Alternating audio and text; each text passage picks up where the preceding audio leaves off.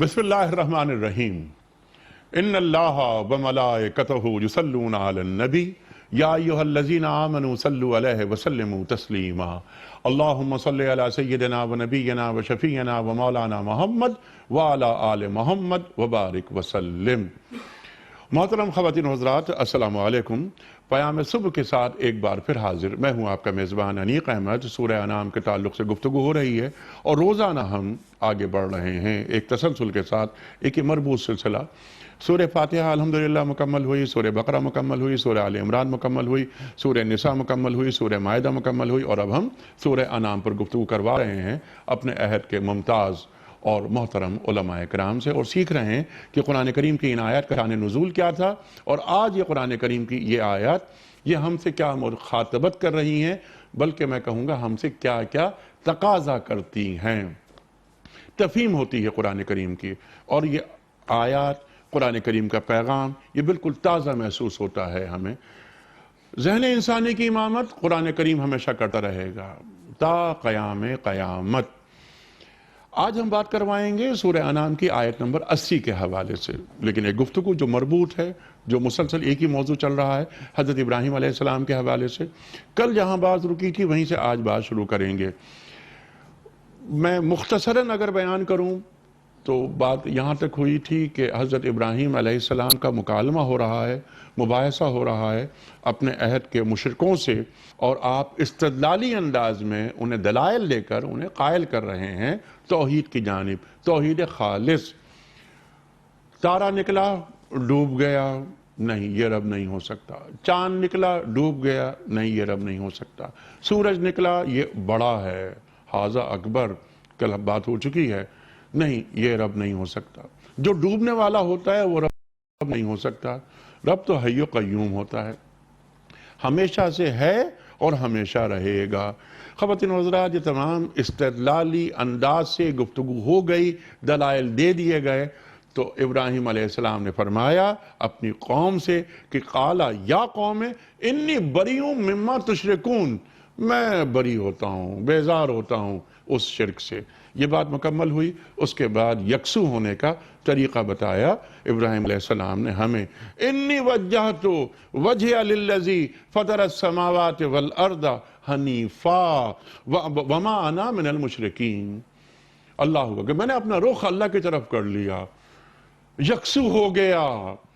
अल्लाह ताला की तरफ यकसू कैसे हुआ जाता है, अपना रुख कैसे मुतय्यन करना पड़ता है, शिरक की जो आलूदगियों को कैसे दूर करना पड़ता है, ना शिरक खफी और ना शिरक बिस्सिफ़ात। कल भी बात हुई कि ये मुशरिकीन अल्लाह ताला को खालिक फातिर तो मानते थे लेकिन सिफ़ात में शरीक करते थे। ख़वातीन हज़रात, अब ज़रा आगे बढ़ेंगे, आयत नंबर 80 के हवाले से बात करवाएंगे मुमताज़ उलमा से। फिर इब्राहीम की कौम ने क्या किया? इब्राहीम की कौम ने वही किया जो दलाइल का जवाब ना होने के बाद फ़र्द या अक़वाम करते हैं। इब्राहीम अलैहिस्सलाम से झगड़ा। अल्लाहु अकबर। इब्राहीम ने ये फरमाया अलैहिस्सलाम ने कि तुम मुझसे झगड़ा कर रहे हो अल्लाह के मामले में, हालांकि अल्लाह ने मुझे सीधी राह दिखा दी है। अब ये सीधी राह क्या होती है, मैं सिर्फ एक बात अर्ज़ करूँगा, बाकी हम सीखेंगे उलमा से कि वजह वजूद कायनात मोहम्मद मुस्तफ़ा सल्लल्लाहु अलैहि वसल्लम अपनी हयात मुबारका की जो आखिरी नमाज आपने अदा फरमाई उसमें भी अहदिनस सिरातल मुस्तकीम। अल्लाहु अकबर, अल्लाह से दुआ मांग रहे हैं मुझे सीधी राह दिखा।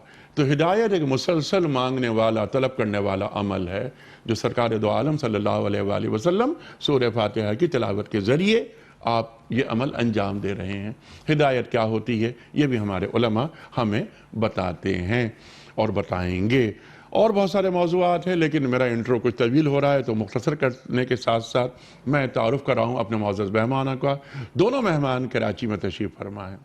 ख़वातीन हज़रात, मुफ्ती इरशाद अहमद एजाज़ साहब, फ़ारिग़ तहसील दारुल उलूम कराची, मुमताज़ आलिम दीन, अहद के जो जुमला मसाइल हैं उनका गहरा इदराक रखते हैं, और सिर्फ इदराक ही नहीं रखते बल्कि कुरान और सुन्नत की रोशनी में उनका हल भी पेश करते हैं। जैसे मैं अर्ज़ करता हूँ और आज ही मैंने अर्ज़ किया कि कोई ऐसा मसला नहीं है कि जिसका हल कुरान करीम की रोशनी में اور سیرت پاک کی روشنی میں ہمیں نہ مل رہا ہو۔ ہمارے علماء کو اللہ سلامت رکھے، وہ ہمیں قرآن کریم سے قریب کرتے ہیں اور جملہ مسائل کا حل دینی پیراڈائم میں یہ پیش کرتے ہیں۔ ہمارے دوسرے مہمان خواتین و حضرات، ایک بہت اہم نام پیام صبح میں تشریف لاتے ہیں۔ ہمیشہ ہم سیکھتے ہیں مولانا محمد اسد تھانوی صاحب سے۔ تھانوی صاحب بہت شکریہ، آپ تشریف لائے۔ تھانوی صاحب بہت معروف نام ہے خواتین و حضرات، میں کیا تعارف کراؤں آپ کا۔ قرآن کریم کی تفسیر بیان کرتے ہیں، پھر قرآن آپ ماشاءاللہ آپ، میرا خیال ہے کہ کوئی 54-55 سال سے تراویح پڑھا رہے ہیں آپ، ماشاءاللہ حافظ قرآن۔ تو قرآن کریم کی تفسیر قرآن کریم سے جو بیان کرتے ہیں، یہ تھانوی صاحب کا خاصہ۔ دونوں مہمانوں کو خوش آمدید کہتا ہوا پروگرام کا آغاز کرنا چاہوں گا اللہ تعالیٰ کے بابرکت نام سے۔ سورۃ الانعام آیت نمبر 80۔ اعوذ باللہ من الشیطان الرجیم، بسم اللہ الرحمن الرحیم۔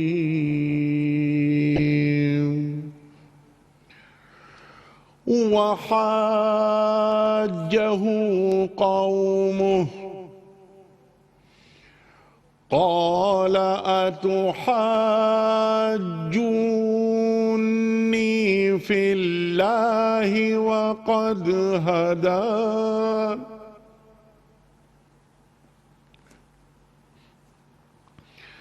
ولا أخاف ما تشركون به إلا أن يشاء ربي ما تشركون به إلا أن يشاء ربي شيئا وسع ربي كل شيء علما وسع ربي كل شيء علما أفلا تتذكرون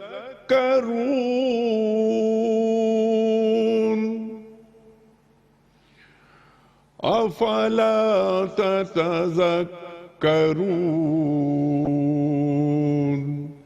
صدق اللہ العظیم۔ اللہ تعالیٰ ارشاد فرماتا ہے کہ ابراہیم علیہ السلام کی قوم ان سے جھگڑنے لگی، تو ابراہیم علیہ السلام نے اپنی قوم سے کہا کیا تم لوگ اللہ کے معاملے میں مجھ سے جھگڑتے ہو؟ حالانکہ اس نے مجھے سیدھی راہ دکھا دی ہے اور میں تمہارے ٹھہرائے ہوئے شریکوں سے نہیں ڈرتا۔ ہاں اگر میرا رب کچھ چاہے تو وہ ضرور ہو سکتا ہے، میرے رب کا علم ہر چیز پر چھایا ہوا ہے، پھر کیا تم ہوش میں نہ آؤ گے؟ صدق اللہ العظیم۔ خواتین و حضرات، قبلہ تھانوی صاحب کی خدمت میں پہلا سوال رکھنے سے قبل کل کے پوچھے گئے سوال کا درست جواب اور آج کا سوال آپ کی خدمت میں۔ کل کا سوال یہ تھا کہ وہ کون سی مسجد ہے جس کی ایک محراب کا رخ بیت المقدس اور دوسری کا کعبۃ اللہ کی جانب ہے؟ درست جواب مسجد قبلتین۔ آج کا سوال نوٹ فرما لیجئے، زکوٰۃ کے لفظی معنی کیا ہیں؟ پاک ہونا یا مال دینا یا قرض دینا؟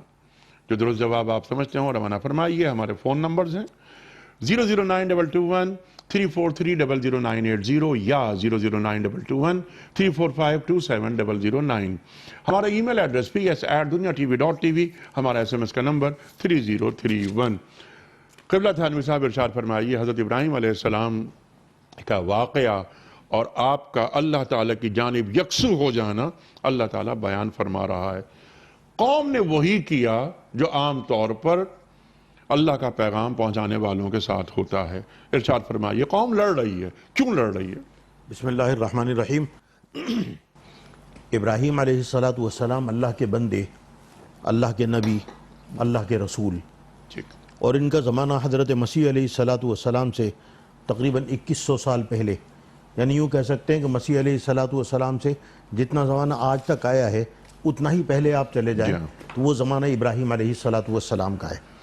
تذکرہ ابراہیمی سے پہلے کتابوں میں آدم علیہ السلام کا، شیس علیہ السلام کا، نوح علیہ السلام کا تذکرہ ملتا ہے، لیکن حضرت ابراہیم علیہ السلام کو اللہ نے جب رسالت عطا فرمائی تو قرآن کہتے ہیں ثم ارسلنا رسلنا تترا، کہ ان کے بعد اللہ تعالیٰ نے پے در پے نبی بھیجے، اور وَإِن مِّنْ أُمَّةٍ إِلَّا خَلَا فِيهَا نَذِيرٌ، اور ان کے تشریف لانے کے بعد کوئی زمانہ اور کوئی امت اور کوئی قوم ایسی نہیں گزری جس میں اللہ نے اپنا نبی اور رسول نہ بھیجا ہو۔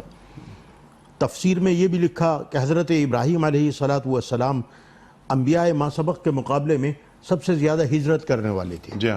ار نام کا شہر تھا عراق کا، جہاں یہ پیدا ہوئے، جہاں ان کے والد تھے، جہاں نمرود بادشاہ تھا جس کی سلطنت تھی، وہاں سے نکل کے اردن آئے، اردن سے نکل کر سعودی عرب پہنچے، مکہ پہنچے، اور کتابوں میں یہ بھی لکھا کہ شاید ہندوستان کے علاقے کا بھی سفر کیا۔ یعنی ابراہیم علیہ السلام کو کیونکہ وہ آپ کی بات سے آگے برہمن، تو برہمن کو بھی ابراہیمک سے ایک جوڑا جاتا ہے۔ جی جی، تو اس لیے مفسرین نے یہ لکھا، تو ان کو ایک یعنی بین الاقوامی نبی کا بھی لوگوں نے تذکرہ کیا ہے۔ اچھا، اس کے بعد جتنے بھی جلیل القدر انبیاء آئے، داؤد علیہ السلام، سلیمان علیہ السلام، موسیٰ علیہ السلام، صاحب کتاب نبی رسول، اور مسیح علیہ السلام، ادریس علیہ السلام، یعنی الیاس، ادریس، جتنے بھی بڑے بڑے انبیاء ہیں سب ان کی اولاد میں اللہ تعالیٰ نے چانو صاحب آپ کی بات کو آگے بڑھاتے ہوئے کہ ابراہیم علیہ السلام نبی، آپ کے بیٹے اسحاق نبی، ان کے بیٹے یعقوب نبی، ان کے بیٹے یوسف نبی، یعنی پوتے پڑ پوتے سلسلہ ابو الانبیاء۔ پھر یہ سلسلہ چلتا چلا گیا قرآن میں، وَمِن ذُرِّيَّتِهِ داؤد وسلیمان وایوب ویوسف وموسیٰ وہارون وکذالک نجزی وزکریا ویحییٰ وعیسیٰ وإلیاس کل من الصالحین واسماعیل والیسع ویونس ولوطا۔ تو قرآن پاک میں تذکرہ لائن لگی ہوئی ہے کہ سارے کے سارے ان کی اولاد میں اور ان کی ضروریت میں تھے۔ جب یہ اس آیت پہ پہنچیں گے تو اس دن میں یہ سوال رکھوں گا کہ ان تمام انبیاء میں اسماعیل کا نام کیوں نہیں ہے؟ جی انشاءاللہ اس دن رکھیں گے، لیکن آپ نے جو آیت تلاوت فرمائی اس لیے ایک دم سوال ذہن میں آیا۔ ارشاد۔ تو میں یہ گزارش کر رہا تھا کہ ابراہیم علیہ السلام کا جو زمانہ تھا تو ستارہ پرستی ان میں تھی، اور جو بڑے بڑے 7 ستارے ہیں ان کے بت بنا کے انہوں نے رکھے ہوئے تھے، اور اسی طرح ہر شہر کا اپنا علیحدہ بت تھا، کوئی چاند کے نام پہ تھا، کوئی سورج کے نام پہ تھا، کوئی مشتری کے نام پہ تھا، یعنی پوری قوم جو ستارہ پرستی کے اندر ملوث تھی۔ تو ابراہیم، آیات ما سبق میں ابراہیم علیہ السلام کا وہ تمام مکالمہ اور مناظرہ گزرا جس میں انہوں نے کہا کہ دیکھو یہ ستارہ، یہ چاند، یہ سورج، یہ اللہ کیسے ہو سکتے ہیں؟ تو غروب ہو گئے، غروب ہونے والا تو اللہ ہو نہیں سکتا، جیسے آپ نے انٹرو میں کہا تو حی و قیوم ہے، اور لا تأخذہ سنۃ ولا نوم ہے۔ اللہ تو وہ ہوتا ہے، اور اللہ وہ ہے کہ جس کو ایک ایک ذرے کی خبر ہو، کالے پہاڑ کے اوپر کالی چیونٹی اگر گزر رہی ہو تو وہ بھی اللہ جل جلالہ، اور سیاہ رات میں، اور سیاہ رات میں وہ بھی اللہ جل جلالہ کو نظر آتی ہے اور اللہ کے علم میں۔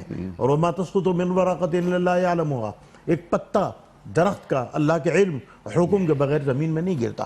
اب قرآن کہتا ہے وحاجہ قومہ، ان کی قوم نے ان سے جھگڑا شروع کر دیا، چونکہ انہوں نے توحید، ایک اللہ کی طرف بلایا۔ معلوم ہوا کہ دنیا میں جب بھی کوئی ایک اللہ کی طرف اور توحید خالص کی طرف بلائے گا لوگ اس سے جھگڑا کرنا شروع کر دیں گے۔ بہت سارے لوگ ایسے مشرک، شرک کرنے والے ہوتے ہیں کہ جو اللہ کی ذات میں تو کسی کو شریک نہیں کرتے، اللہ کو تو اللہ مانتے ہیں لیکن اس کی صفات میں لوگوں کو شریک کر دیتے ہیں کہ بڑا پیر صاحب تیری قبر پہ چادر چڑھاؤں گا تو مجھے بیٹا دے دے، چھوٹے پیر صاحب تیری قبر پہ چادر چڑھاؤں گا تو میرے بیٹے کو ملازمت دے دے۔ حالانکہ قرآن کہتا ہے اموات غیر احیاء وما یشعرون ایان یبعثون، قرآن کہتا ہے مردہ ہیں زندے نہیں ہیں، اموات غیر احیاء، مردہ ہیں زندے نہیں ہیں، زندہ نہیں ہیں، وما یشعرون ایان یبعثون، اور انہیں یہ نہیں معلوم کہ ہم قبر سے کب اٹھائے جائیں گے، ایک دن کے بعد یا 1000 برس کے بعد۔ تو جو قبر میں لیٹا ہے اپنی مدد نہیں کر سکتا، وہ آپ کی مدد کیا کرے گا؟ تو معلوم ہوا کہ مدد ہر چیز کی وہ اللہ جل جلالہ کے ہاتھ میں، اس کے حکم اور اس کے علم کے بغیر ایک پتا بھی درخت کا نہیں ہلتا۔ تو فرمایا وحاجہ قوم، قوم نے ان سے جھگڑا شروع کر دیا، یعنی وہ جو معبودان باطلہ کی انہوں نے نفی کی اس کے اوپر ان کو ناراضگی پیدا ہو گئی، اور وہ 17ویں پارے میں پورا تذکرہ موجود ہے جہاں انہوں نے ان کو بتوں کو جا کے توڑ دیا، پورا رکوع اللہ تعالی نے اس میں نازل فرمایا، وہ 17ویں پارے میں انشاءاللہ تفصیلات آئیں گی۔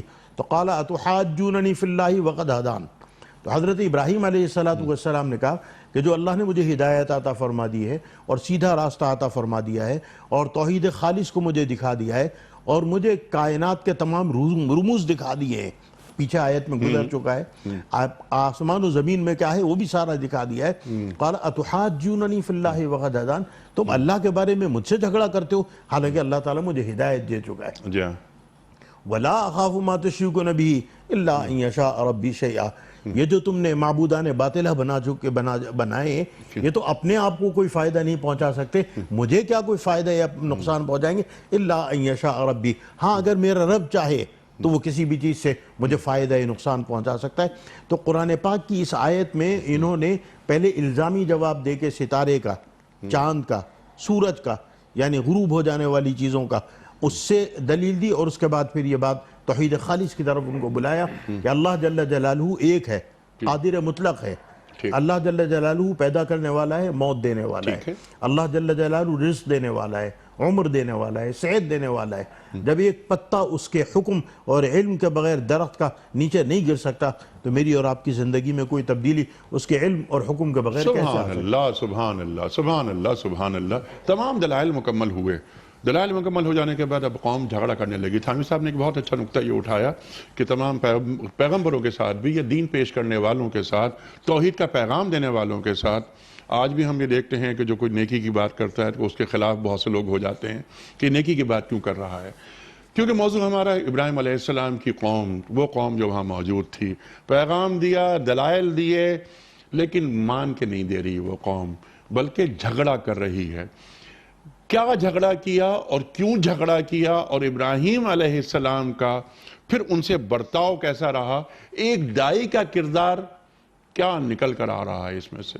ارشاد۔ بسم اللہ الرحمن الرحیم، نحمدہ و نصلی علی رسولہ الکریم۔ پچھلی آیات میں یہ بات اللہ تعالیٰ نے بیان فرمائی کہ حضرت ابراہیم علیہ السلام نے اپنی قوم کو جب شرک سے چھٹکارا پانے کے لیے دلائل عقلیہ کی روشنی میں ایک پورا ایک باب قائم کر دیا دلائل کا، جی عملی طور پر ان سے کہا تم نے جو ستارہ پرستی شروع کی ہوئی ہے، چلو آؤ تمہارے ساتھ مل کر دیکھتے ہیں، اس کو خدا مان لیں، اس کو مان لیں، اس کو مان لیں۔ جب سارے دلائل قائم ہو گئے اور اس کے بعد انہوں نے اعلان فرما دیا کہ آج کے بعد میں انی بریء مما تشرکون، تمہارے شرک سے بیزار ہوں، جب یہ کیفیت پیدا ہو گئی اور اپنی دعوت سامنے رکھ دی، انی وجہت وجہی للذی میں، تو اب ان کی قوم کے پاس کچھ نہیں بچا۔ جی ہاں، تو بجائے اس کے کہ وہ قوم ان کے ساتھ کوئی مکالمہ کرتی اور جب مکالمے میں عقلی طور پر شکست ہو گئی تو جو ان کی دعوت کو مانتے، اور یہ بات میں عرض کر چکا ہوں پہلے بھی، اور قرآن کریم میں بھی اللہ تعالیٰ نے جگہ جگہ اس بات کی بات مترشح ہوتی ہے کہ جب نبی کسی قوم پر آتے ہیں تو ان کے ساتھ دلائل کے ساتھ جب بات کرتے ہیں تو قوم کو یقین ہو چکا ہوتا ہے کہ نبی برحق ہیں، جی ہاں، اور اس کے بعد وہ پھر عناد اور اپنا جو ایک چلا آ رہا ہے ایک روایت اس کو برقرار رکھنے کے لیے وہ پھر مقابلے میں جھگڑا کرنے کے لیے اترتے ہیں، نقصان پہنچاتے ہیں، جانی نقصان پہنچانے کی کوشش کرتے ہیں، مالی نقصان پہنچاتے ہیں، رکاوٹیں کرتے ہیں۔ سارے نبیوں کے ساتھ یہ سلسلہ ہوتا ہے، نبی کریم صلی اللہ علیہ وسلم کے ساتھ بھی ہوا۔ وہی کام حضرت ابراہیم علیہ السلام کے ساتھ شروع کر دیا۔ جی تو حضرت ابراہیم علیہ السلام نے ان سے ایک حیرت کی طور پر اور ایک الزامی بات کر کے ان سے کہا وقد ہدانی، اللہ نے مجھے ہدایت عطا فرما دی، یعنی ہدانی سے مراد علماء نے یہ بھی لکھا ہے کہ مجھے ہدایت کا سامان لے کے بھیجا، تمہارے ساتھ دلائل قائم ہو گئے، تم مجھ سے جھگڑتے ہو، جی ہاں، کون سی ایسی عقلی دلیل ہے یا کون سی تمہارے دماغ میں اٹھنے والا ایسا سوال ہے جس کا تشفی بخش جواب میں نے نہ دیا ہو؟ اور یہ بات وقد ہدانی سے مراد یہاں پر ظاہر ہے قوم کے سامنے وہ دلیل پیش کی جا رہی ہے جس کو قوم مانتی ہے، یعنی کہ تم اس بات کو جانتے ہو کہ اللہ نے مجھے ہدایت دے کر بھیجا ہے، تم پر یہ بات واضح ہو چکی ہے، اب تم مجھ سے لڑتے ہو۔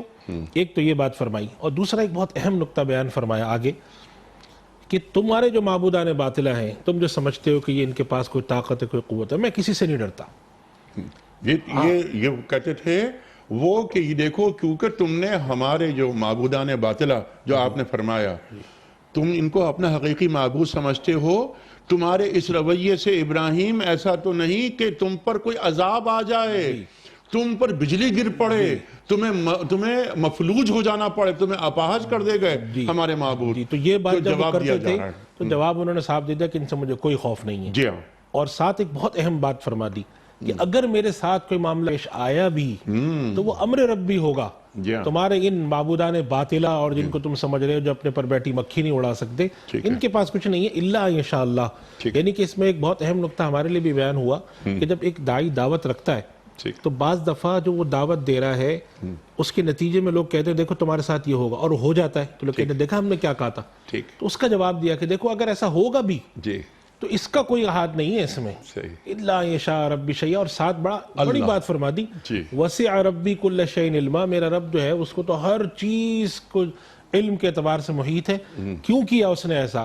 یعنی کہ میرے ساتھ بظاہر یہ ہے کہ میرے ساتھ تو وہ خدا ہے, میں اس کے راستے کی طرف بلا رہا ہوں, اور جب میں دعوت دے رہا ہوں تو باطل مجھے اپنی باطل قوتوں سے ڈرا رہا ہے باطل کہ تمہیں نقصان پہنچے گا, اور پھر نقصان پہنچ بھی گیا. تو کیا پتہ خدا تعالیٰ نے اس میں اسی قوم کی آزمائش رکھی ہو, کچھ کا ایمان آزمایا گیا وہ پھر پکے ہو گئے کہ دیکھو ہم نے کیا کہا تھا. تو حضرت ابراہیم علیہ السلام نے صاف بیان فرما دیا, اور آگے بھی پوری آیت کا تسلسل ہے کہ میں کیوں ڈروں ان سے. اور یہ فرمایا, تو یہ بات یہاں پر دلیل قائم کر کے فرما دی کہ دیکھو میں دلائل دے چکا ہوں, میرا برحق ہونا معلوم ہے, میرے پاس ہدایت آئی تمہیں معلوم ہے, اب تم مجھ سے لڑتے ہو اور مجھے ڈراتے ہو کہ تمہارے معبودان باطلہ میرے ساتھ کچھ کر دیں گے, میری جان لے لیں گے, میرا مال لے لیں گے, مجھے کوئی نقصان پہنچا دیں گے. میں بالکل نہیں ڈرتا ان سے. اور یہ داعی کے اندر یہ بات ہونی چاہیے بہت قوت کے ساتھ کہ یہ جو تمہارے باطل نظام ہیں یہ خدا کی مشیت اور مرضی کے بغیر میرا بال بیکا نہیں کر سکتے, نقصان نہیں پہنچا سکتے. یہ نہیں کہ دل میں ڈرو کیا پتہ یہ ہمیں نقصان پہنچا دیں. اور لوگ ہوتے ہیں ان کے اندر یہ خوف جسے ہم کہتے ہیں نا انہونی کا یا انجانی چیز کا خوف بڑا پیدا ہوتا ہے کہ پتہ نہیں ہمارے ساتھ کیا ہو جائے. فرمایا نہیں, اگر خدا کی مشیت ہوگی تو کچھ بھی ہو سکتا ہے میرے ساتھ, لیکن اگر خدا کی مشیت نہیں ہے تو ان کے پاس ذرا بھی طاقت نہیں ہے کہ مجھے کوئی نقصان پہنچا سکے. اور پھر آگے بھی دلیل, آگے جو اگلی آیت اس میں دلیل دے دی کہ تم خدا سے نہیں ڈرتے تو میں تمہارے ان معبودان باطلہ سے کیوں ڈروں. تو اس کے اندر ان کی ساری نفی, ان کے پاس کسی بھی قسم کی طاقت, یا وہ جو سمجھتے تھے کہ یہ اللہ تعالیٰ تو خدا تو بڑا ہے اور یہ اس کے جو ہے معاون مددگار ہیں, ساری چیزوں کی نفی کر کے ایاک نعبد و ایاک نستعین, مرکز ہدایت. اور یہ بات جو قرآن کریم میں اللہ سبحانہ و تعالیٰ در حقیقت اس بات کی طرف بھی ایک نقطہ ہے جو نبی نے اشارہ فرمایا کہ وَإِن يَمْسَسْكَ اللَّهُ بِضُرٍّ فَلَا كَاشِفَ لَهُ إِلَّا هُوَ, کہ اگر اس نے کوئی نقصان پہنچانا چاہا تو کوئی نہیں روک سکتا, اور اگر وہ خیر لانا چاہے وَإِن يُرِدْكَ بِخَيْرٍ فَلَا رَادَّ لِفَضْلِهِ, تو خیر لانا بھی اس کا کام, نقصان پہنچانا بھی اس کا کام. وہ اس کائنات کے اندر سب سے زیادہ علم رکھنے والی ذات ہے, وہ ساری کائنات کی چیزوں کو جانتا ہے. اس کی طرف سے آنے والی کوئی بھی چیز ہے اس میں اس کی کیا مصلحت ہے, کیا حکمت ہے, ہمارا اس پر ایمان ہے. تمہارے معبودان باطلہ مجھے کوئی نقصان نہیں پہنچا سکتے. تو یہ ان کے اندر جرت تھی. اور آپ دیکھیں کہ حضرت ابراہیم علیہ السلام کے ساتھ اللہ تعالیٰ نے اسی قسم کی ایک بات نبی کریم صلی اللہ علیہ وسلم جب تھے تو آپ نے اللہ تعالیٰ نے ارشاد فرما دیا کہ آپ جو ہے لوگوں کو تبلیغ کر دیجئے, اور آگے اس کے ساتھ ساتھ یہ ارشاد فرمایا واللہ یعصمک من الناس, جب آپ تبلیغ کریں گے تو ضرور مخالفت اٹھے گی, جان و مال کو خطرہ اٹھے گا, اللہ آپ کی حفاظت فرمائے گا. تو اس کا مطلب یہ ہے کہ جیسے ہی نبی دعوت دیتے ہیں فوراً یہ چیز اٹھ کے آتی ہے. تو حضرت ابراہیم علیہ السلام نے بھی گویا کہ اسی سے ملتی جلتی ایک بات فرما دی, مجھے کسی سے نہیں ڈر, خدا چاہے گا اگر مجھے نقصان پہنچے گا, خدا نہیں چاہے گا تم جو کچھ بھی سمجھ سکتے ہو, تم جو اپنی تدابیر اختیار کر سکتے ہو کرو. اور اللہ سبحانہ و تعالیٰ نے جگہ جگہ نبی کریم صلی اللہ علیہ وسلم کے ساتھ جنگ کے مواقع پہ ان سب جگہوں پر اس بات کو ثابت کر دیا کہ وہ مکروا ومکر اللہ واللہ خیر الماکرین. تو نبی جو دعوت دے رہے ہیں اور جس قوت کے ساتھ دے رہے ہیں, جس ایمان اور عقیدے کے ساتھ دے رہے ہیں, اتنا ایمان اور عقیدہ ان مشرکین میں بھی نہیں ہوتا. تو جب یہ چیزیں ان کے سامنے آتی ہیں, اور ایک خاص بات جو اس آیت کے اندر نقطہ ہے وہ یہ ہے کہ جب اللہ تعالیٰ جب تم پر دلیل قائم فرما دے عقلی اعتبار سے, تمہارے جتنے بھی حواس سے خمسہ ہیں اس کے اعتبار سے تم اس بات پر یقین کے درجے تک پہنچ چکے ہو کہ یہ بات صحیح ہے, پھر اس سے جب تم انکار کرو گے تو وہ خدا کے یہاں قابل معافی نہیں ہے. اور تم اس جرم کو کرتے ہوئے خدا سے نہیں ڈرتے. آگے اگلی آیت میں فرمایا وَكَيْفَ أَخَافُ مَا أَشْرَكْتُمْ وَلَا تَخَافُونَ أَنَّكُمْ أَشْرَكْتُمْ بِاللَّهِ, تم تو ڈرتے نہیں ہو تو مجھ سے کیوں توقع رکھتے ہو, تم خدا کی مخالفت باطل پہ ہوتے ہوئے نہیں ڈرتے اور میں حق پہ ہوتے ہوئے ان سے ڈر جاؤں, ایسا نہیں ہوگا. تو گویا کہ ان کے معبودان باطلہ کی ایک حضرت ابراہیم علیہ السلام نے نفی کامل کر دی کہ نہ وہ کوئی کچھ کر سکتے ہیں, نہ میری نظر میں وہ صرف مٹی ہیں اور مٹی سے زیادہ ان کی کوئی حیثیت نہیں. چاہے تم ان کو کائنات کا چلانے والا سمجھو اور ہوائیں چلانے والا سمجھو, اور تم مجھے ڈرا رہے ہو, تو یہ اس طرح سے کہ ان کا وہ تمہیں مجھے نقصان پہنچا سکتے ہیں, یہ کیسے ہو سکتا ہے. تو یہ اصل میں ان کا پیغام تھا جو انہوں نے قوم کو دیا, اور قوم کے سامنے یہ بات ظاہر کر دی کہ میں صرف نہ تو یہ کہ ان کی نفی کرتا ہوں, عملاً بھی میں ان کو مٹی سے زیادہ کچھ نہیں سمجھتا. سبحان اللہ. داعی کا کردار, اور اس میں پہلے ایک کانسیپٹ کا کلیئر ہو جانا جو مفتی صاحب نے بات فرمائی. 2-3 جو آیات یہاں پر فرمائی مفتی صاحب نے، سبحان اللہ سبحان اللہ. ایک تو یہ کلیئر ہو جائے دائی کے ذہن میں، یہ بات ہونی چاہیے کہ وَإِن يَمْسَسْكَ اللَّهُ بِضُرٍّ فَلَا كَاشِفَ لَهُ إِلَّا هُوَ وَإِن يَمْسَسْكَ بِخَيْرٍ فَهُوَ عَلَى كُلِّ شَيْءٍ قَدِيرٌ. ایک بات تو یہ وَاللَّهُ يَعْصِمُكَ مِنَ النَّاسِ. اللہ اکبر، اللہ حفاظت کرتا ہے. ایک چیز میں چاہ رہا ہوں اس پہ گفتگو آپ ضرور فرمائیے، ثابت قدمی. ثابت قدمی کہ اب اللہ نے مجھے، اب یہاں پر اللہ تعالیٰ فرما رہے ہیں کہ انی وجہت وجہہ للذی فطر السماوات والارض، میں نے اپنا رخ اللہ کی طرف کر لیا، یکسو ہو گیا میں. تو قدم قدم پر مشکلیں آئیں گی. اور ابراہیم علیہ السلام، اللہ اکبر اللہ اکبر، کتنا کیسے کیسے اللہ تعالیٰ نے انہیں آزمایا اور انہیں کامیاب پایا اور انہیں سر جھکا رہا ان کا. ثابت قدم رہنا. ثابت قدمی کا جو پہاڑ ہے نا جی، وہ تو ابراہیم علیہ ابراہیم علیہ السلام ہے. السلام. دیکھیں، باپ سے مخالفت، جی برادری سے مخالفت، بستی سے مخالفت، بادشاہ وقت سے مخالفت. ٹھیک. باپ کہتا ہے کہ اگر تو اس سے باز نہ آیا توحید کے سبق سے تو میں تیرے اوپر پتھراؤ کر دوں گا، تجھے ختم کر دوں گا. بادشاہ وقت نے الاؤ تیار کرایا اور اس الاؤ کے اندر ابراہیم علیہ السلام کو جلنے کے لیے ڈال دیا گیا. ثابت قدمی. اور ابراہیم علیہ حضرت مولانا مفتی محمد شفیع رحمۃ اللہ علیہ نے معارف القرآن میں بڑی خوبصورت بات لکھی. انہوں نے لکھا کہ جو دو قومی نظریہ ہے جس کی بنیاد پہ یہ مملکت وجود میں آئی جس میں ہم اور آپ بیٹھے، کہتے ہیں اس کی ابتدا بھی ابراہیم علیہ السلام سے ہوئی. کہ حضرت ابراہیم علیہ السلام نے اپنی بستی کے لوگوں سے، اپنے بادشاہ سے، اپنے باپ سے، اپنی برادری سے کمپرومائز نہیں کیا. کہا قال انی ذاہب الی ربی سیہدین ربی حب لی من الصالحین. کہا کہ میں اپنی اس بستی کو اور اپنے اس علاقے کو اور اپنے خاندان کو اور اپنے رشتہ دار کو اور اپنے باپ کو اور سب کو چھوڑ کے جا رہا ہوں، اور کفر کے ساتھ کمپرومائز نہیں کیا. ہجرت کر کے یہاں سے اردن چلے گئے ہجرت، اور کہا انی ذاہب ربی حب لی من الصالحین فبشرناہ بغلام حلیم. تو اللہ تعالیٰ نے ان کو پھر ایک بیٹا پہلے عطا فرمایا، اس کو حلیم بتایا. دوسرا بیٹا بعد میں عطا فرمایا، اس کو علیم بتایا. پیدائش سے پہلے دونوں کی صفات بیان کر دی. اور اللہ جل جلالہ نے ابراہیم علیہ السلام کے جتنے مناقب قرآن پاک میں بیان کیے گئے اور جتنے ان کی تعریفیں قرآن پاک میں اور ان کی ثابت قدمی بیان کی گئی، شاید اتنا تذکرہ کسی کا بھی نہ ہو. 16ویں پارے میں، 17ویں پارے میں پورے رکوع ہیں. پھر ابراہیم علیہ السلام، ایک بات بڑی امت مسلمہ کی توجہ کے لیے، میرے اور آپ کے توجہ کے لیے، کہ قرآن پاک میں ہے لَقَدْ كَانَ لَكُمْ فِي رَسُولِ اللَّهِ أُسْوَةٌ حَسَنَةٌ. کہ قرآن پاک میں اللہ تعالیٰ نے وجہ تخلیق کائنات جناب محمد رسول اللہ صلی اللہ علیہ وسلم کی حیات طیبہ کو اور سیرت طیبہ کو اور ان کے گزارے ہوئے زمانے کو ہمارے لیے انہوں نے اسوہ حسنہ قرار دیا کہ اس پہ چلنے کی کوشش کرو گے تو یہی پل ہے جو تمہیں جنت تک پہنچا دے گا. آدم علیہ السلام سے لے کر رسول اللہ تک جتنے باقی اور انبیاء، 1.25 لاکھ انبیاء کرام علیہم السلام، ان کی بڑی فضیلتیں قرآن پاک میں بیان ہوئی. لیکن کسی اور کے بارے میں اللہ نے مسلمانوں کو اسوہ حسنہ کا لفظ نہیں استعمال کیا ماں سوائے ابراہیم علیہ السلام. فرمایا کہ قد کانت لکم اسوۃ حسنۃ فی ابراہیم والذین معہ، کہ اس ابراہیم علیہ السلام اور ان کے ساتھی، یعنی ان کی جلیل القدر اہلیہ مطہرہ اور ان کے جلیل القدر بیٹے، ان کے اندر تمہارا اسوہ حسنہ ہے. اور پھر آپ دیکھیے کہ اہلیہ مطہرہ نے پانی کی تلاش میں جو 7 چکر لگائے صفا اور مروہ کے درمیان، کہا ان الصفا والمروہ من شعائر اللہ فمن حج البیت او اعتمر فلا جناح علیہ ان یطوف بہما. کہ اگر کوئی بھی مسلمان رسول اللہ کا امتی ان کی جوتیوں کا لگا ہوا ذرہ قیامت تک عمرے کے لیے جائے گا، حج کے لیے جائے گا، جب تک حاجرہ کی اس کی نقل نہیں کر لے گا 7 چکروں میں، اس کا حج بھی قبول نہیں ہوگا، عمرہ بھی قبول نہیں ہوگا. ابراہیم علیہ السلام نے جو شیطان کو کنکر مارے جس وقت بیٹے کو ذبح کرنے کے لیے لے جا رہے تھے، مینا میں کیا کرنا ہوتا ہے؟ آپ ذرا مینا کے 5 دنوں کا اگر مطالعہ کریں، آدمی کھانا کھاتا ہے، سوتا ہے، نماز پڑھتا ہے، اور تو کوئی وہاں عبادت نہیں ہے ماں سوائے رمی کے، کنکر مارنے کے.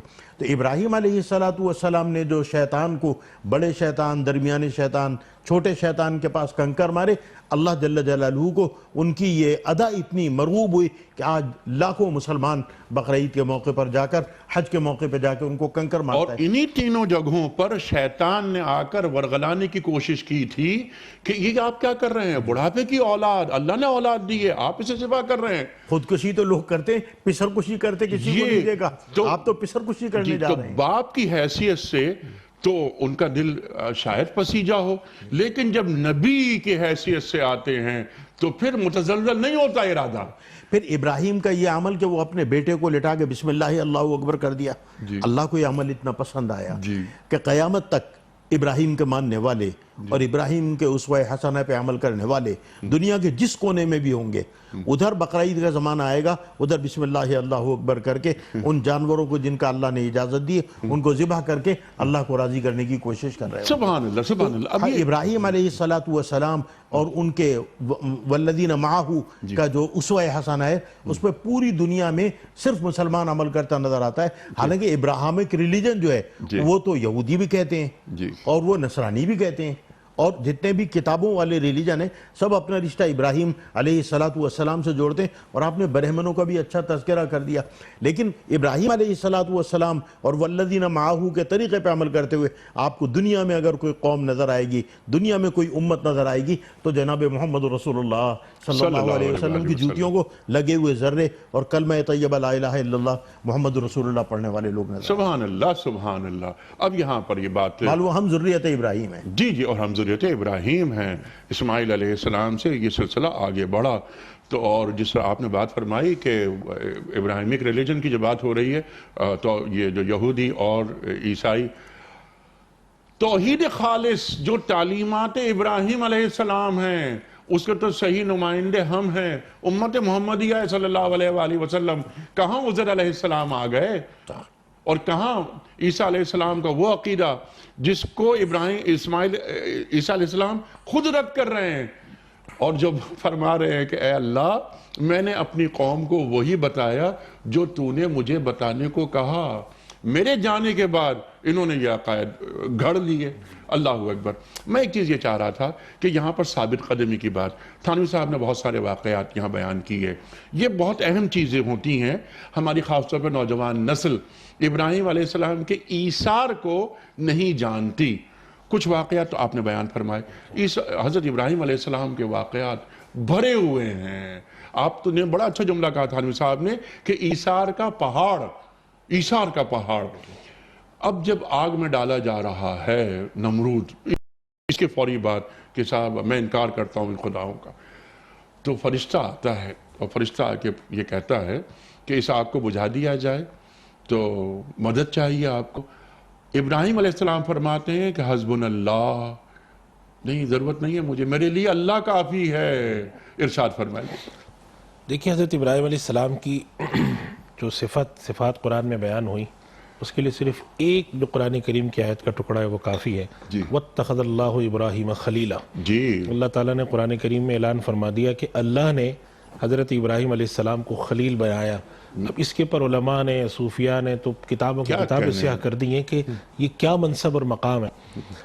اور ایک اور بات ہے، تھانوی صاحب نے بہت عمدہ نقطہ اٹھایا تھا، میں اس کی طرف ایک اور بات ملاؤں کہ حضرت ابراہیم علیہ السلام سے کچھ لوگوں کا تعلق نسلی ہے، کچھ لوگوں کا تعلق ان کے آنے والے نبیوں سے رہا، تو انہوں نے بہت دعوے کیے، تو اللہ سبحانہ و تعالیٰ نے ارشاد قرآن کریم میں فرما دیا ان اول الناس بابراہیم للذین اتبعوہ وہذا النبی والذین آمنوا، کہ دیکھو ابراہیم علیہ السلام کا جو منصب نبوت ہے وہ سب سے اونچا ہے، تو آج اگر کوئی ان کی دعوت پر قائم ہے وہ لوگ ان کے حقدار ہیں۔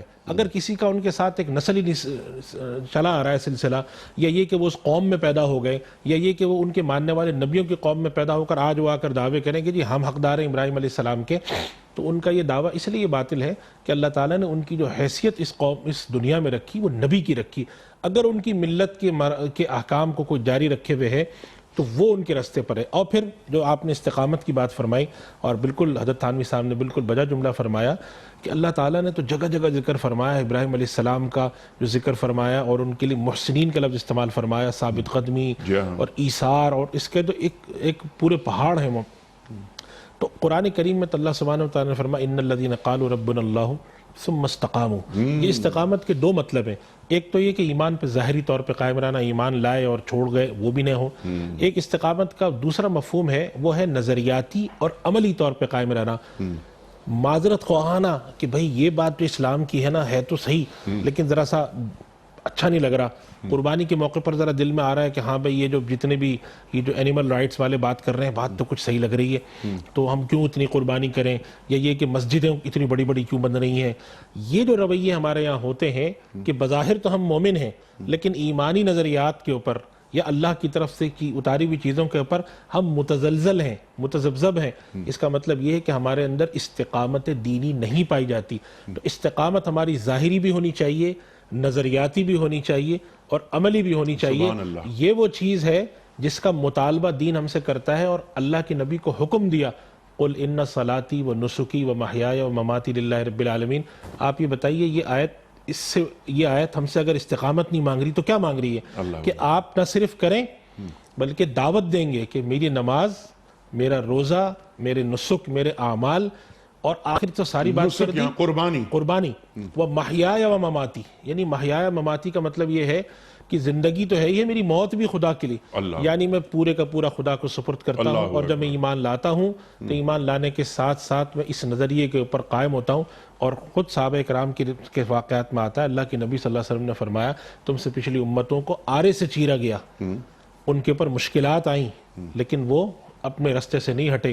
خود ہمارے یہاں صحابہ کرام حضرت بلال حبشی رضی اللہ تعالیٰ عنہ، صحابہ کرام شیب ابی طالب میں نبی کریم صلی اللہ علیہ وسلم کا محاصرہ، اور صحابہ کرام پر جو سختیاں آتی تھیں. حضرت ابو ہریرہ رضی اللہ عنہ فرماتے ہیں بھوک کی شدت سے میں گر جاتا تھا، لوگ سمجھتے تھے کہ اس کو مرگی کا دورہ پڑا ہے اور جوتا سنگا کے چلے جاتے تھے، حالانکہ مجھ پر بھوک کی شدت ہوتی تھی اور کوئی بیماری نہیں ہوتی. یہ ساری استقامت کے. اور پھر اس کے بعد نبی کریم صلی اللہ علیہ وسلم کی امت میں جو استقامت کے، حضرت تھانوی صاحب نے بالکل جملہ بجا فرمایا کہ اگر ملت ابراہیمی کی سنتیں اور نبی کریم صلی اللہ علیہ وسلم کی وہ استقامت اور اس کی سنتوں کا کوئی دعویٰ کرنے والی امت اگر ہے، اور اللہ تعالیٰ نے اس امت کو شرف دیا ہے اور ابھی بھی اس امت کی خصوصیت ہے، تو یہ اسی امت کو حق پہنچتا ہے.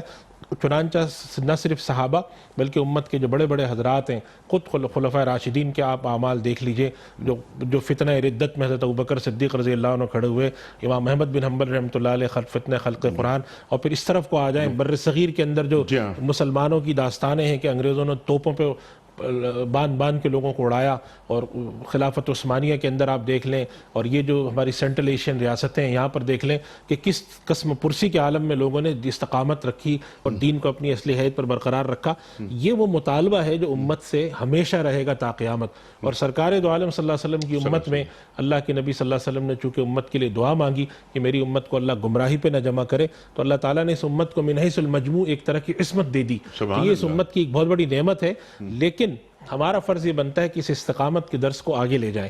اور اس استقامت کے درس کے اندر یہ بات بھی بڑی اہم ہے کہ اللہ کے نبی صلی اللہ علیہ وسلم کو ہم شارع بھی مانیں، شارح بھی مانیں، اور وہ اس چیز کا بھی مانیں جو آپ نے ایک پچھلے پروگرام میں ہماری بات ہو رہی تھی کہ اللہ تعالیٰ کو خالق تو مان لیتے ہیں، حاکم نہیں مانتے. حالانکہ خود قرآن میں اللہ تعالیٰ فرماتا ہے الا لہ الخلق والامر، پیدا بھی اس نے کیا ہے. تو ہم تو ایسے خدا کے ماننے والے ہیں، خلق بھی جس کی ہے، امر بھی جس کا ہے، حی قیوم بھی ہے، جیتا جاگتا بھی ہے، نہ وہ معطل ہوا ہے، نہ اس نے دنیا بنا کے چھوڑ دی ہے، نہ وہ دنیا بنا کے اس کی طاقتیں ختم ہو گئی ہیں. وہ حی قیوم بھی ہے، اور جس نے اس دنیا کو بنایا کس لیے ہے، خلق الموت والحیات لیبلوکم ایکم احسن.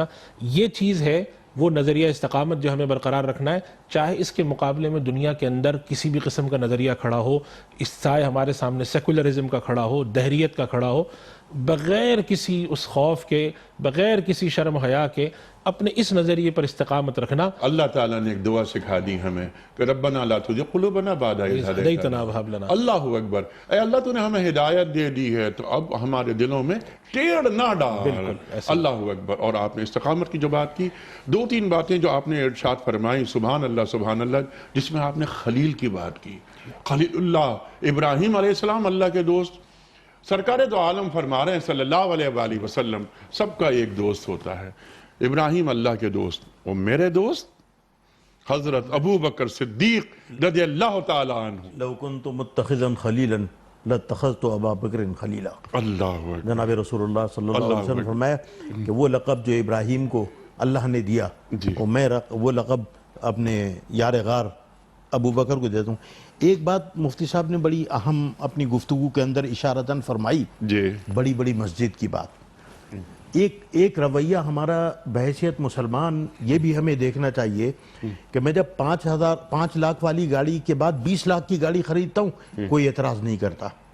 میں 200 گز کے مکان کے بعد 1000 گز کا مکان بناتا ہوں کوئی برا نہیں کہتا.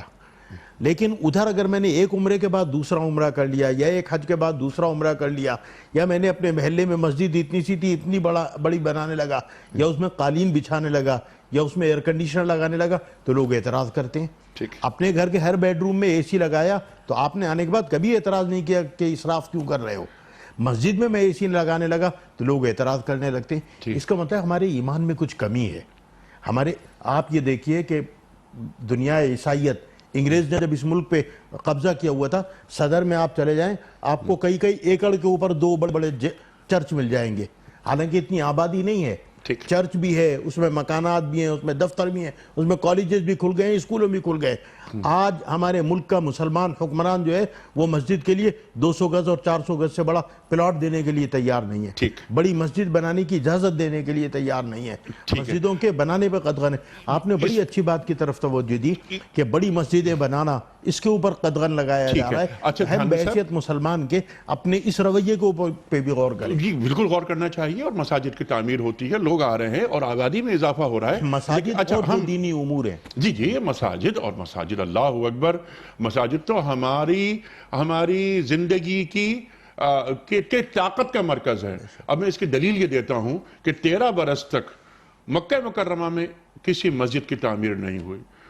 تشریف لا رہے ہیں مدینہ منورہ, آپ صلی اللہ علیہ وآلہ وسلم شہر میں داخل ہونے سے قبل مسجد نبی کی بنیاد رکھی جا رہی ہے, کیونکہ طاقت کا مرکز ہے مسجد. مسجد کو طاقت کا مرکز ہونا چاہیے, افتراق کا نہیں, فرقہ بازی کا نہیں. لیکن ہم آتے ہیں وہ ثابت قدمی پر. مفتی صاحب نے جو بات اٹھائی تھی میں چاہتا ہوں کہ ذرا سا آگے لے کے چلتے ہیں, اس آیت سے جوڑتے ہیں. ابراہیم علیہ السلام فرماتے ہیں کہ یہ تم ڈرا رہے ہو مجھے ان معبودان باطلہ سے, ان بتوں سے مجھے نقصان پہنچائیں گے. وہ یہ کہتے تھے کہ تم اپاہج ہو جاؤ گے, تم پہ بجلی گر جائے گی, تم مر جاؤ گے, تم ان کی توہین کر رہے ہو. نہیں, اگر کچھ ہوگا میرے ساتھ تو وہ میرا اللہ کر سکتا ہے. تو یہاں اب اس کو جوڑتے ہیں حالات حاضرہ سے. اگر آج دین کا پیغام پیش کرنے والوں پر کوئی وقتی طور پر, عارضی طور پہ کوئی مصیبت آتی ہے, کوئی آزمائش آتی ہے, تو اس کی وجہ امر ربی, مشیت, وہ تو ہو سکتا ہے. یہ جو معبودان باطلہ ہیں ان کا کوئی حربہ کام نہیں آ سکتا. اور اللہ ہماری اس قربانیوں کو قبول فرمائے. ارشاد. یہ اس کی آپ کی بات کی سب سے بڑی دلیل یہ ہے وَنَا فَجَعَلَهُمْ جُذَاذًا إِلَّا كَبِيرًا لَعَلَّهُمْ إِلَيْهِ يَرْجِعُونَ کہ قرآن میں اللہ تعالیٰ کہتا ہے کہ ابراہیم علیہ السلام نے ان کے معبودات باطلہ کے سب کے سر توڑ دیے.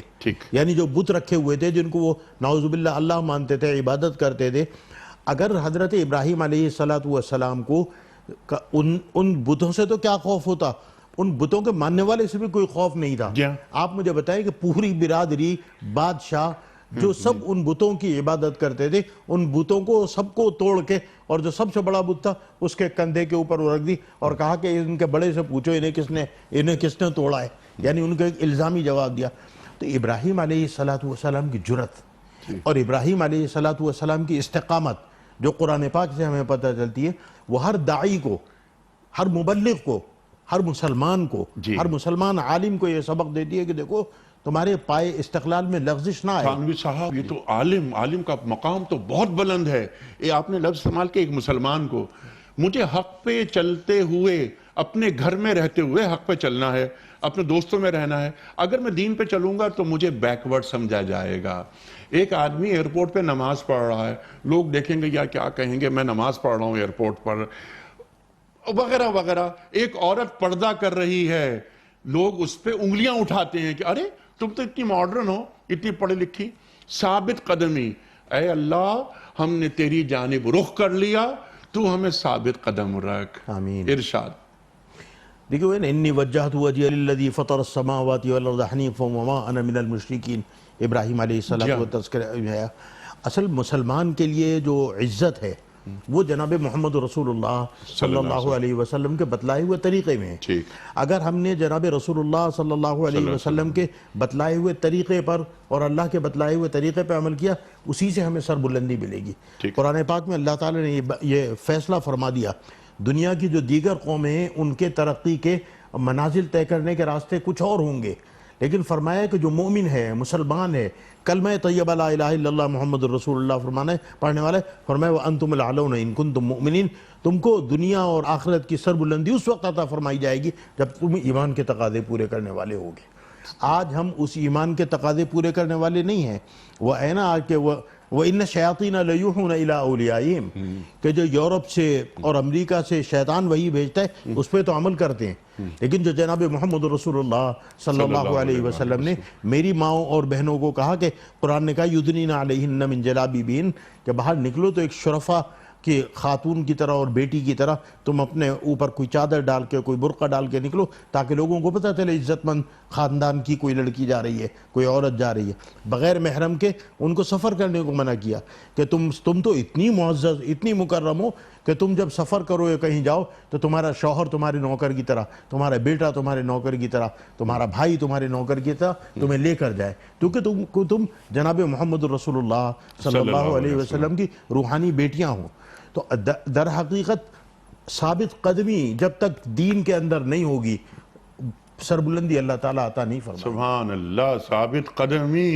اے اللہ ابراہیم علیہ السلام آپ دیکھیں نا شیر خوار بچے کو اور اپنی بیوی کو ایک بے آب و گیاہ میدان میں جا کے اللہ کے حکم کے مطابق چھوڑائے جہاں نہ پانی تھا نہ دانا تھا. اور بیوی کیا کہہ رہی ہے؟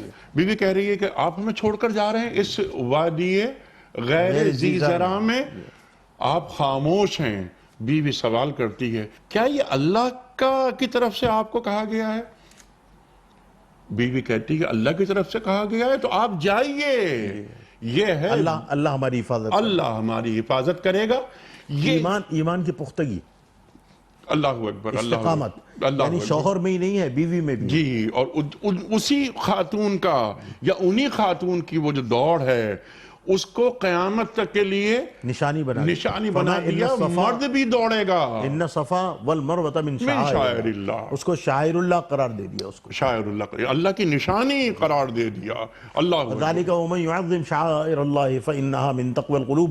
قرآن کہتا ہے کہ جس نے اللہ کے شاعر کی عزت کی تو وہ اس کے قلب کے تقوی کی دلیل ہے. اللہ اکبر، اللہ اکبر. تھینک صاحب، بہت شکریہ آپ کا. مفتی صاحب بڑا ممنون. خواتین و حضرات، بس یہ آیت یہاں مکمل ہو رہی ہے. اللہ تعالیٰ کے تعلق سے ابراہیم علیہ السلام فرماتے ہیں کہ میرے رب کے پاس ہر چیز کا علم ہے، اور افلا تتذکرون، تم ہوش سے کام کیوں نہیں لیتے. یہ ہیں دلائل دینے کے بعد یہ بات فرمائی جا رہی ہے. ثابت قدمی کے حوالے سے جو گفتگو فرمائی تھانوی صاحب نے اور مفتی صاحب نے، یہ بہت اہم بات ڈراوے دیتا ہے. یعنی ہم سے وہ IMF ہو یا ہمارا کوئی ادارہ، مقامی ادارہ یا کوئی مقامی چودھری سے مراد یہ ہے کہ یہاں کوئی ایک وڈیرا، کوئی ایسی قوت کہ ایسا نہیں کہ اللہ کی طرف سے رخ ہٹا لیا جائے. اور یہ بھی شرک کی ایک شکل ہے کہ اللہ کے بتائے ہوئے اصولوں کو اور احکام کی نافرمانی کرتے ہوئے اپنے آئندہ کے لیے اپنے مستقبل کو محفوظ بنانے، جس کو ہم اپنے طور پہ سمجھتے ہیں چھوٹی سی عقل استعمال کر کے کہ دیکھو اس سے ہمیں فائدہ ہو رہا ہے، اللہ کے حکم کی نافرمانی ہو رہی ہے تو نعوذ باللہ ہونے دو. ایسا نہیں.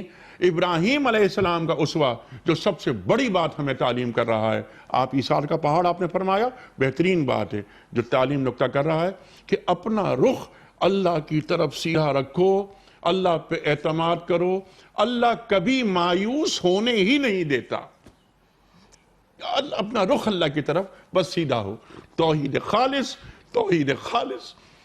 یہ ہے پیغام ابراہیم علیہ السلام کے اسوے کا. ثابت قدم ہما وقت اے اللہ. بس غالب خطوط لکھتے تھے تو غالب اپنے خط کے اختتام میں لکھتے تھے کہ اللہ بس باقی ابس. اللہ اکبر. یعنی کتنا اعتماد تھا غالب کو اللہ پر.